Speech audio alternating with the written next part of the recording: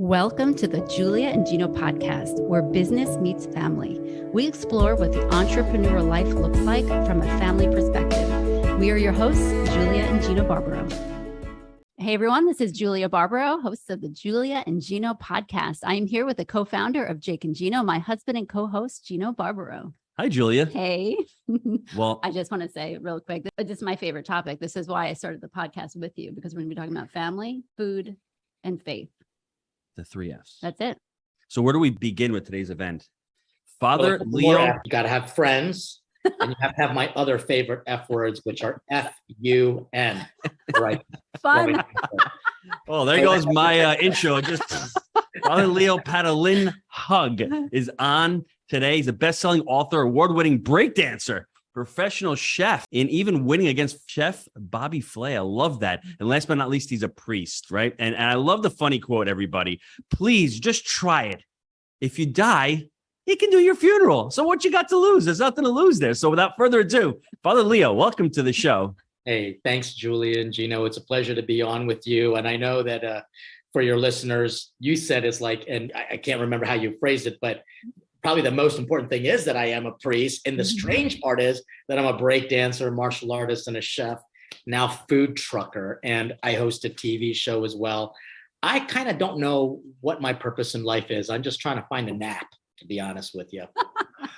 So my first question is the vocation. How did you have that vocation, priesthood? How did that come about in your life? Yeah, my girlfriend broke up with me, so I kind of had nothing else to do. I'm kidding. I broke up with her. Just let you know, I broke up with her. We both were kind of trying to find out what God's plan was for us, you know, even at a young age. I wasn't always a good Catholic, but when I experienced a conversion, I started to take intentionality a little bit more seriously.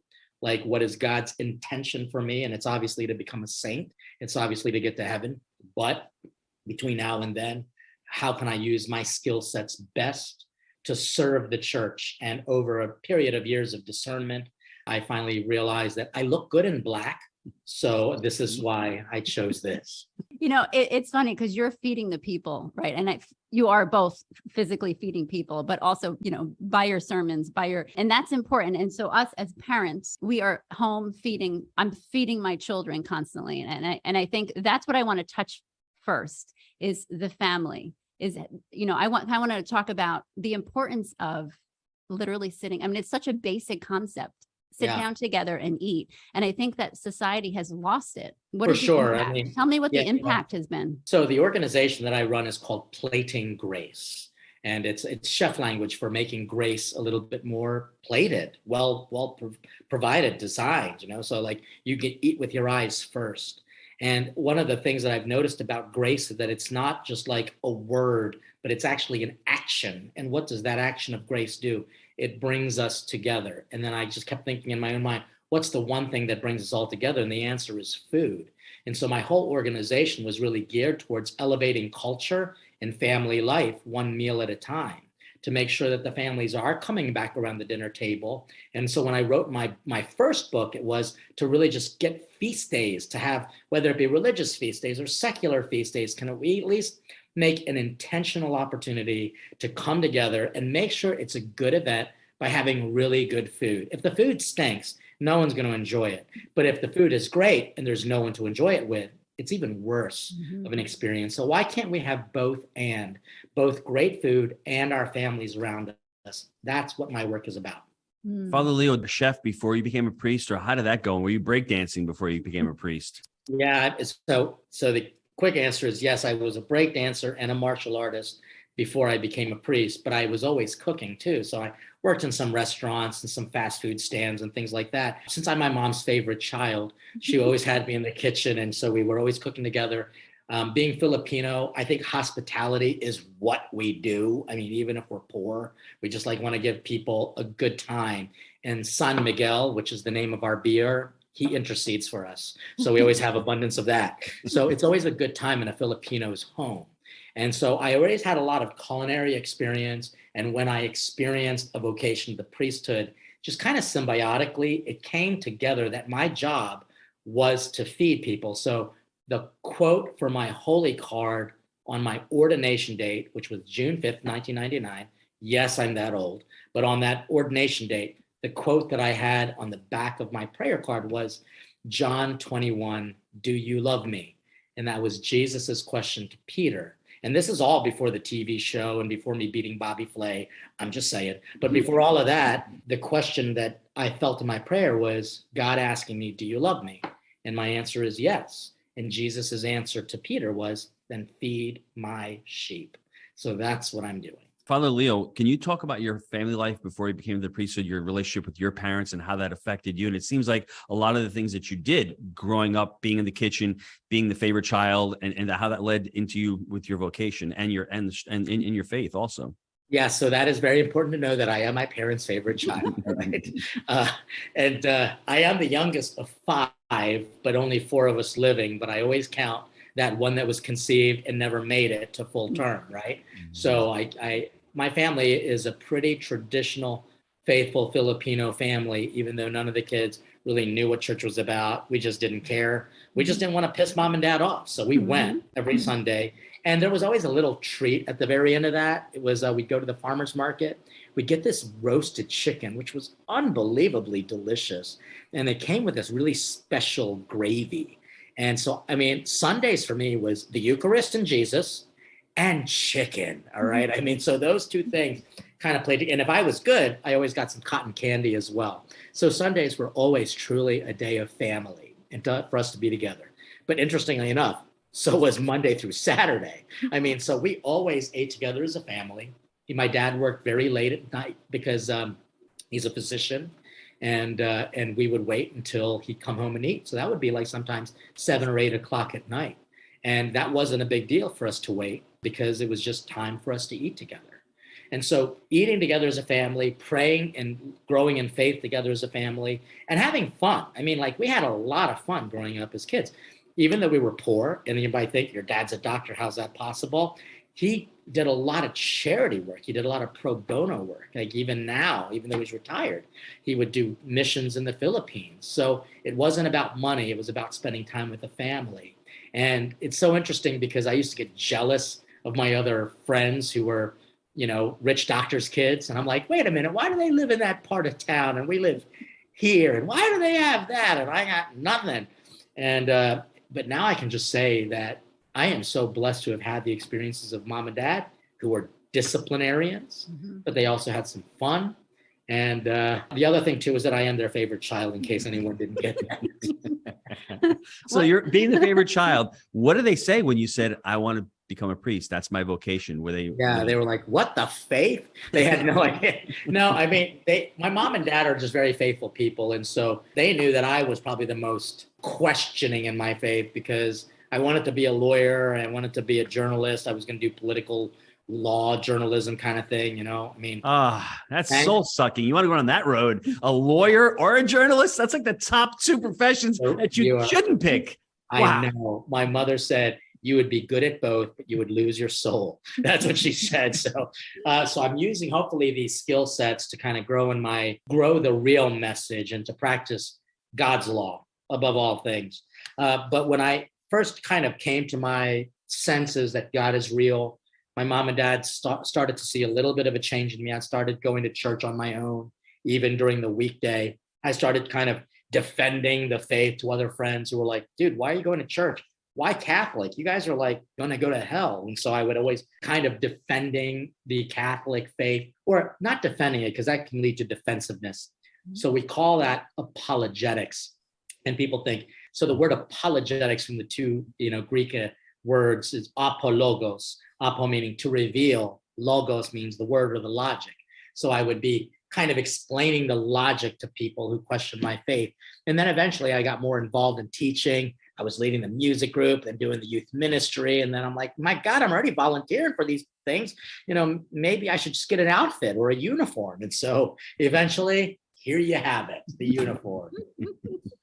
I love that you mentioned, because in general, I talked to my husband, he had a super Italian family. We had an Irish family, but my mom always worked at either an Italian or a French restaurant. So she picked up all of that, how to cook. So we had a good upbringing when it came to good tasting food.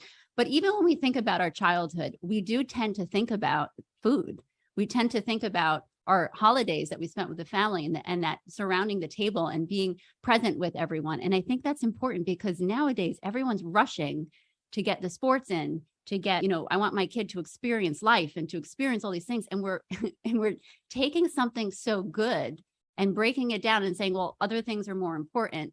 So what advice do you have for the parents out there that are not really making decisions based off of their values, their family values? Great question. Great question. Yeah, great question. I'd say buy my books. That's right.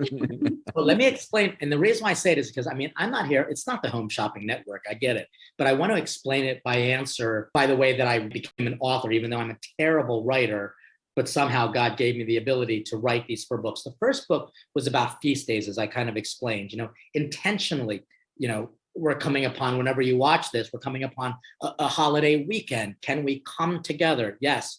And so that's great when we have intentional opportunities throughout the year. But it's really going to happen when mom and dad start taking this seriously. So the second book I wrote was called Spicing Up Married Life. So families can come together regularly. But what about mom and dad? They have to show their kids that marriage is not easy. And therefore, they have to go on dinner dates, which I call month-anniversaries. Forget the anniversaries. Why wait that long to celebrate your love? Right. Monthly dinner dates. If your kids see mom and dad are taking this intentionally, then I need to learn in the back of my mind that spending time with people I love matters. The third book that I wrote was almost like a theology, an explanation book on why I care about food so much. It's called A Theology of Food. And the book's title is Epic Food Fight. Because God and the devil are in a battle. Good and evil are in a battle. And the way that they are going to win us over is food. And the devil gives us really good food that it's bad for us. It looks amazing, but it's just bad for us. And God gives us the bitter herbs of truth, which might not always taste good unless you use a vinaigrette. And I've got a great recipe for that. But the bitter herbs of truth don't always look appealing. So what we've got to do is develop a higher desire for God's feeding us. And so after I wrote that book, people kept asking me that very question, Julia, like, how do we make this happen? So I wrote the 4th book, which is called Saving the Family. And it goes literally through a generation of a family. So like when you're feeding them mashed peas and when they're toddlers, you have to feed them. They will always be there at the table because if not, they will die, right? So you've got to feed them. But when they turn into teenagers, how do you eat together? And when they start like becoming young adults, how do you eat together? And then when you were feeding them mashed peas, will they eventually come back and feed you mashed peas when you need to be fed by them? And so what I try to do is give pastoral advice throughout their life of a family's experience in a generation. And so when people ask me for that advice, I say, read the books because I wrote it for families particularly. So this is not the Home Shopping Network, but on Father Leo's website, which he's going to give to you in about 10 seconds, you can buy sauces, you can sign up for events, you can buy the books. He's got, I think, monthly programs going on as well. I mean, there's a smorgasbord. Can you give out the website right now before I ask my next question? Yeah, platinggrace.com. Not planting. I suck at gardening. Plating. I can make food look good. That's what plating is. And platinggrace.com. Don't worry, I'm Italian. I can grow the tomatoes for you. You can cook the tomatoes. So that's great. We're talking about food and abundance, and there's so much that we have in this country. I know in one of your books, you talk about sacrifice. Can we talk, when we discuss sacrifice, because now we're talking about having a great time, enjoying a great meal, cotton candy, roasted chicken. But what about the sacrifice that we need to make? That food? Is that what you're? No, is that what you're going? No, through?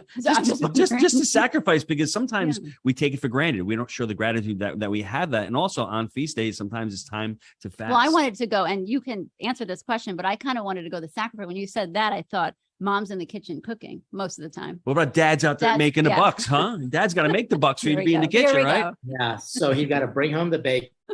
She fries us up in the pan, and don't ever forget, we know that commercial. I just dated myself. If anyone knows that reference, but sacrifice is incredibly powerful when it comes to food.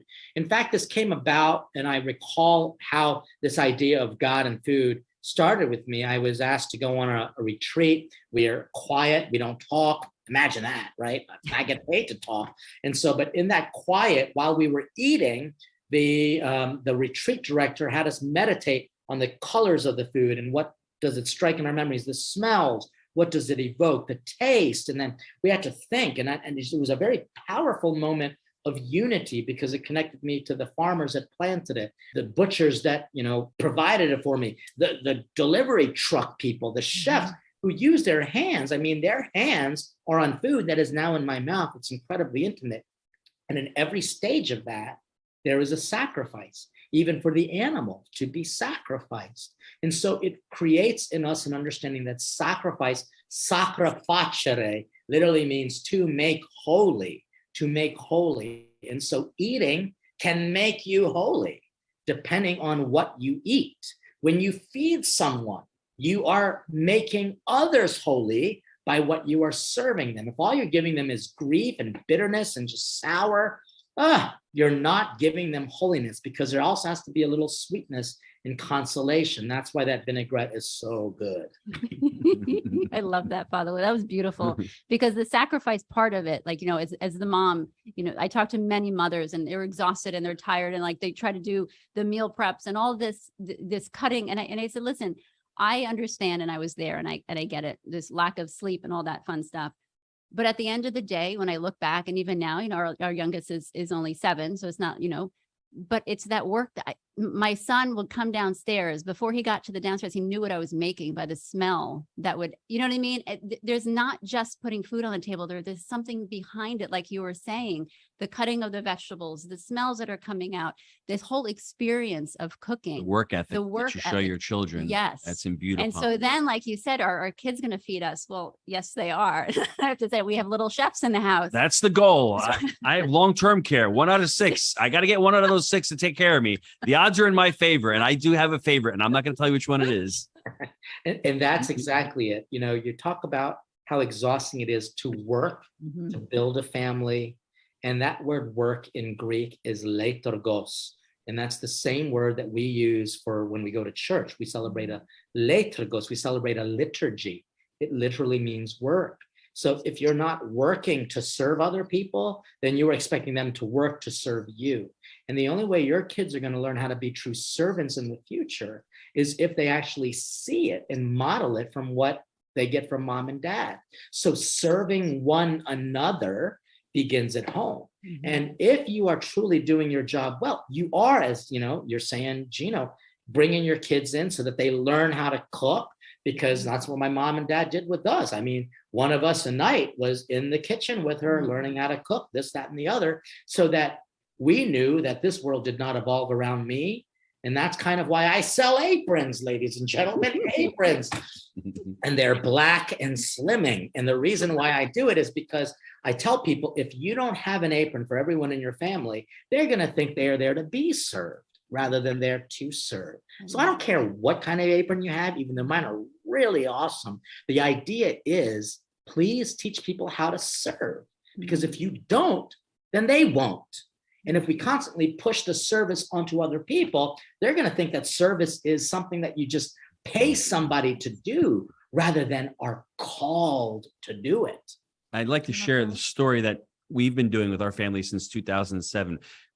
Big benefactors of the Franciscan Friars of the Renewal. Every year since 2007, we would go down to the friary in St. Joseph's on Thanksgiving, and we'd cook for the 150 people in the neighborhood. And for us, it wasn't just service, but it was our children seeing us that we're serving the poor, serving those that are not in need. But those people also didn't have families, and that was their family. That was their family day. So what Father Leo is saying is truly important. It's modeling, and let your children see that they may not understand the situation that these that are less in need have, because they're not in that situation. But if they at least see it and they see mom and dad serving others, and it's not always just about giving money and donating money, donate your time as well as your treasure. So I think that's truly important. Father Leo, one of my skill sets is I'm really good at stealing my wife's questions. So I'm going to ask you this question because it's a burning desire of mine. So he always reads my notes. Her notes are great. I really... got like 2 little lines, and she's got like 6 pages over here. I can't even fit them on the desk, but that's okay. The answer is yes, I am my mom and dad's favorite child, just in case. In this, I guess, climate that we're in, we cannot sit down, and the word logos, like you said, logic does not rule the day anymore. It's all about emotions. How can Gino and Father Leo have a conversation, yet disagree? And for me, it's not a debate, because I think a debate, like one of my philosopher friends told me, when we have a debate, somebody wins and somebody loses. Let's have a discussion. And the person who has the better ideas or makes more sense, maybe we'll adopt the other ones. But how do you get people around the dinner table or the table and have a frank conversation without insulting each other and without being insulted, and just be open-minded about the other person's ideas? Well, it really does require people to be mature enough to handle each other's different opinions. And so, again, one of my big desires is to have the next set of presidential candidates sit together and eat together. Oh, wait, we already have that. It's called the Al Smith dinner, and he was a Catholic, interestingly enough. He knew that if we could actually get people to sit together and just talk and listen to each other, we might have things more in common. And those things that we don't have in common, we can serve an opportunity for either discussion or, and I am not afraid to do this, or a debate, a friendly debate where we literally just present the facts. See, oftentimes when people get so heated is because they have such strongly held opinions, but they have no facts to actually back it up. They're literally just being fed a bunch of lies, and just like gullible sheeple, they just basically regurgitate what they have been fed. And so I don't think there's any wrong in being able to have serious, frank discussions. But the frank discussions always have to lead towards one thing, and that is accepting each other for who they are and what their opinions are. A debate has a different conclusion, and it's not necessarily about winning or losing, but which is more factual and therefore logical. But at dinner, all we're doing is just catching up, talking about things that inform us of each other's days and encourage each other. So that I write in the book, Saving the Family, dinner is not a place for all of these debates. It's a place for all of us to just show each other in nonverbal communication that I love you enough that I want to spend time with you. And if there's a difficult topic, hey, let's have a conversation over coffee or dessert, or let's just take a walk after dinner. You see, that dinner time communicates so much love and comfort and responsibility that after the dinner, you can maybe get into it a little bit more. I love that you said that. I never thought about that. And I always was bothered that a lot of people, in the family, and we hear about it all the time now, no one talks anymore. Nobody goes over each other's house anymore because we disagree. And it's so common right now. It's really weighs on me, but I love that you said that. Have a meal. Enjoy each other. You know them, we're family, we're friends. We know them so well, get to know them even more, and later have that discussion.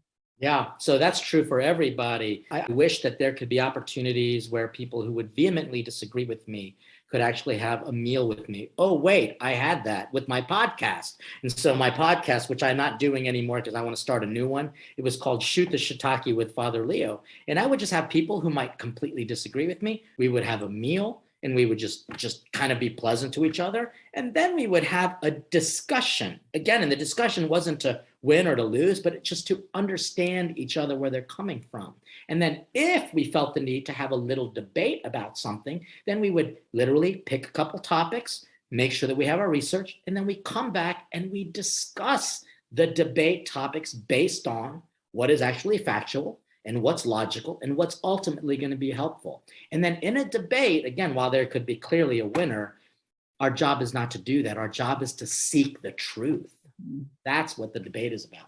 But that's the problem nowadays. The truth is my truth, the possessive pronoun. It's subjective, it seems as if now. There is only one truth, and that's the problem that people struggle with nowadays. And that's, I think, the problem that that we come up against, and it's ideology. And that's something that we have to teach our children, that 1 + 1 is 2. That's the truth. It's not whatever you want it to feel like. It's not my truth. It's the truth. So in that regard, unfortunately, there are a lot of delusional people, and it's actually gotten much worse in light of COVID, because people were just literally sitting and doing nothing but just eating and receiving and being fed a ton of lies, generally from the media. And it's somehow popularized by pop culture and celebrity status folks who really are not always that intelligent, but they don't want to lose their popularity. And so in this regard, I would always challenge people who say that this is my truth. Then I say, then if your truth is your truth, then your judgment of me doesn't matter at all, nor do your moral standards matter. I can have the exact same thing. So what we've got to do is come to an agreement that there is something actually baseline, factual, and objective. But that's not my truth, Dad. And then I say, well, then your version of truth has to have its own consequences and repercussions. Let's see how that plays out. And you'll wind up realizing that that will literally cancel themselves. So for example, the cancel culture, which uses that subjectivity, they are literally canceling themselves as we speak. And I'm so grateful to know that there are a lot of clear, logical people who would describe themselves as gay or lesbian. They hate what's going on in the LGBTQ community because, I mean, like, look, the more letters that they have and the more colors they put on their flag, you can see that they are still evolving and trying to figure out what they stand for. Thankfully, that there are some people who happen to have that sexual inclination. They're much more logical about it. In fact, I was talking to one who is much older, and he says, man, these new gays, I have no idea what they're all about. I mean, back in the day, I just didn't want to get beat up. And so you can see how, you know, it really does take a discussion. And that discussion can be so much more easily received if it is preceded by a meal, served with love.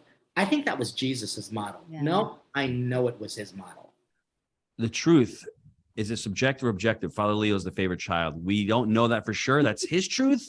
Not really sure. I'll take it at his word, though. I don't think he'd lie to me. If I've got this on, it is definitely that. However, as soon as those grandkids came, I was kicked off the list. Totally kicked off that list. That's awesome. I want to kind of go back there because this moment is really difficult for us. And I've heard some of your shiitake. I heard that podcast and I was so impressed by your calmness because a lot of people have a hard time talking to people that they don't agree with because they get so emotional and they get so frustrated. And even myself during COVID, I have had a really huge, it was really difficult for me because there's certain things that I saw so obvious and other people didn't see it. And it was very frustrating. I got to jump in here real Yes. quick.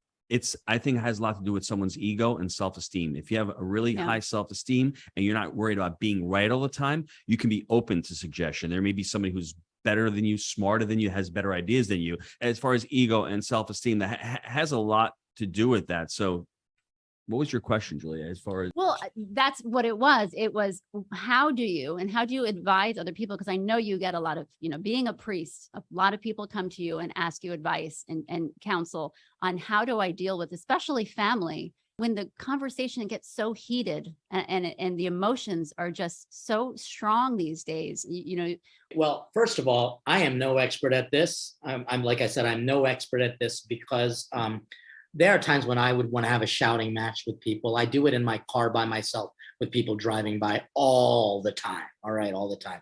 And even with my family, I mean, if we're having some heated debate about the silliest thing about, when is the good time for the family going on vacation? And I'm like, so I can definitely be human and fall to, not taking my own advice.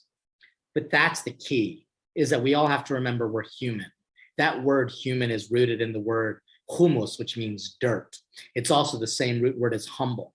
If we can all learn how to be humble, maybe the Bible will make more sense that, that fear of God, which is the type of humility, is the first stage of wisdom. We all have to realize we all don't know anything. So the more humble we seek intentionally to be, the better we're going to be at communicating. Secondly, there's something that we just love in the Catholic Church. We call it confession. If you screw up and you get into an argument, just say the words, I'm sorry. And that is it. I work with ex-cons on my food truck, which is a mission and a ministry. I bring them on, try to give them information. And every time I try to offer them correction, they get so defensive. And to the point where I just say, just say, I'm sorry. You messed up. Don't give me an excuse. Just say you messed up. Life will go on. You don't say, I'm sorry. I can't forgive you. That's just all there is to it. So humility, learning how to say I'm sorry, And then also making sure we have at least a couple different laughs. We got to be able to tell jokes with each other. That's why I always end with stupid things when I say something like, I'm my mom and dad's favorite kid. It just kind of gets us to, Jesus says it, be salt of the earth, light of the world, be leaven in society. And that word leaven is rooted in levity. Not every topic is the end of the world. Not every topic is the end of the world. So let's not make it that. Let's bring a little bit of levity to it. Well, that's definitely the key to a good marriage is a sense of humor. That's what I always tell people. That's why we have the podcast. So Father Leo, we could speak to you for hours. I mean, it's been really an enjoyable conversation. I don't think the listeners got your website. I don't think they know you sell anything. I don't think they know any of your shows or podcasts or events. Can you just mention your website again? Okay. I always tell people that I'm not pushing a product. I'm giving resources. And if they help, great. And you can get all of those resources. Watch the show, listen to the podcast, come with me on a trip, a food and faith trip. It's all at platinggrace.com. So I usually like to wrap up these shows, and I've got a lot of material here. So Father Leo is one of 5 kids, 4 who are still here, 1 who is in heaven. On Sundays, they were filled with cotton candy and roasted chicken. So I could see a little bit of diabetes in your future. So I'm praying for you on that front. He was the favorite child, as if the 15th time he said that. We want to make sure we throw in there, but not anymore. That's dumb. That's over with. He got dumped by his girlfriend, just to put that out there. And then he said, you know what? I need another gig here. Okay. No, you weren't listening. I dumped her. Okay. And you're owning that. I love it. He went into his vocation. His mom was really thrilled. His father was a physician and is doing God's work and is really working others. And I think that's where Father Leo got his cues and his message and his role models in life. And I think the role model and the message that we want to portray in this show and with Father Leo is we want families to come around the dinner table. We want parents to lead. We need leaders. We need moms and dads to be strong, to teach their children how to serve and how to serve others and how to lead an impactful life. Any final words, Father Leo? No, I think you just about got it. Thank you for the invitation to be part of your show. It's been fun. Thanks, Father Leo. Julia? No, it's beautiful. I just want to thank you for being out there, because it does take courage to be out there and speaking the truth. Starting a podcast with your wife takes a lot of courage, my friend, so thanks again. We appreciate it. God bless you all. Thank you.